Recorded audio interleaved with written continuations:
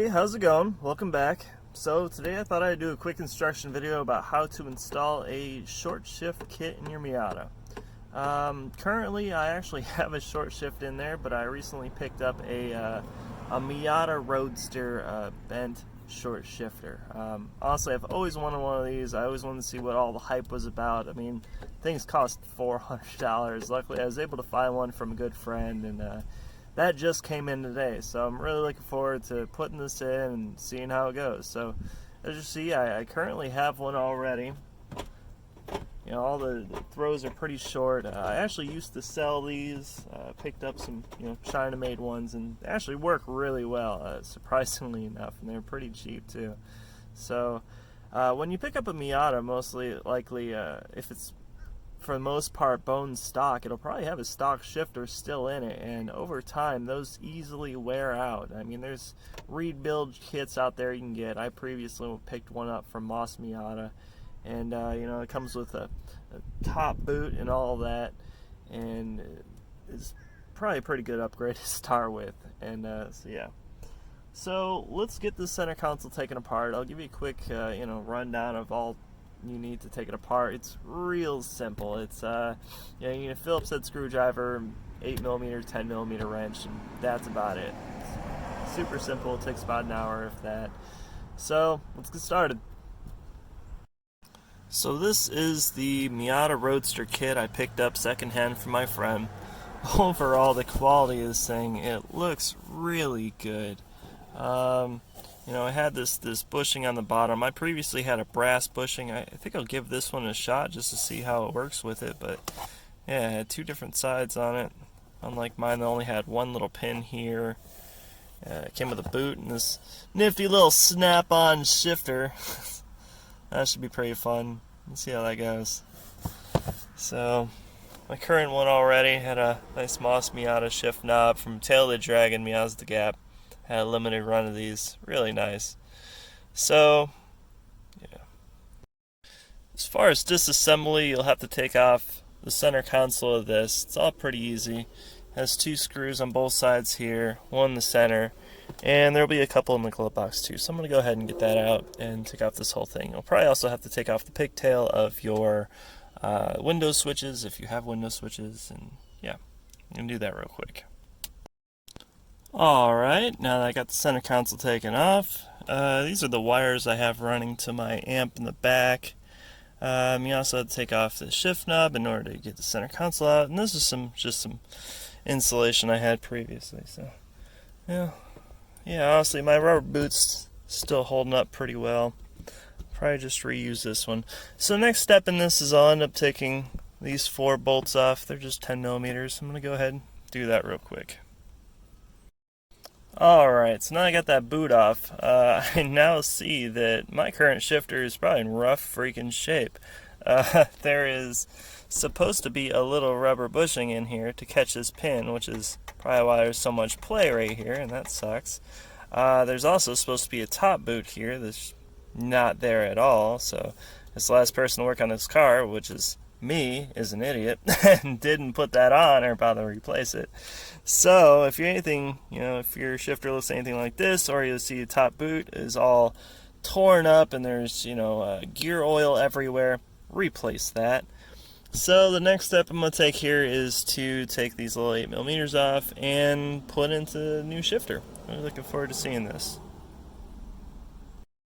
Alright, so I got the new one in, and I'm not gonna lie, I was a bit skeptical on just how this was gonna be, how much nicer it would be, just the cost of it, and it's sweet. It is so smooth. The angle of this thing really brings it up closer to you. But yeah, basically it was all just 3 bolts, had a couple spacers in between there.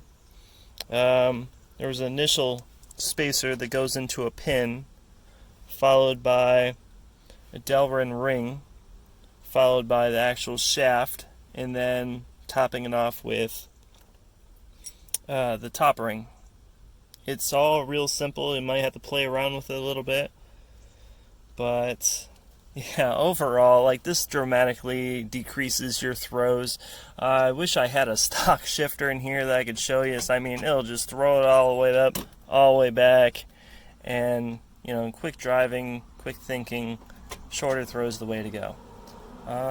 Yeah, so I'm gonna get this thing put back together and go for a drive. I cannot wait to try this thing out. All right, shifter is put back together. Let's rip it.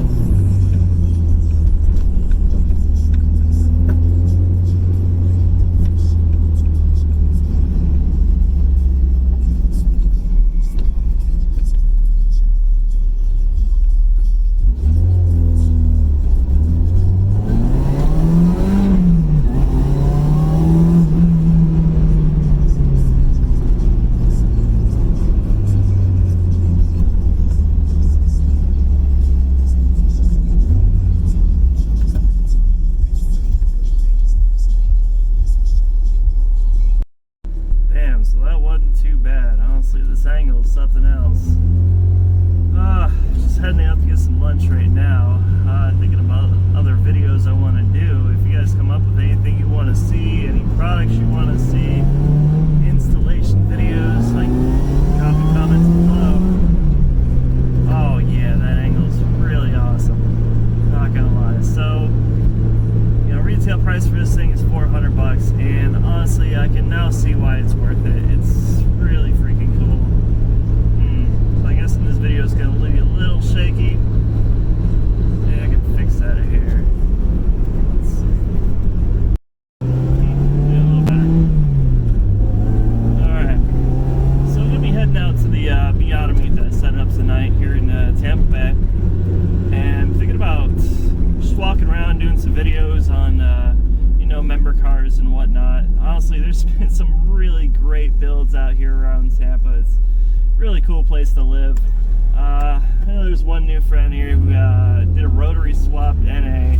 Turned out great. I know he left the first meet, completely blew up his diff. That sucks. But got it put back together right away, and it's really cool. Another one, really interesting Ecotech swap. Didn't use a kit or anything. Definitely not used to shifting yet. And he's probably making about 400 to wheels. Big old fat turbo. So hopefully I'll get to show you guys all that tonight, along with some other cars. So stay tuned.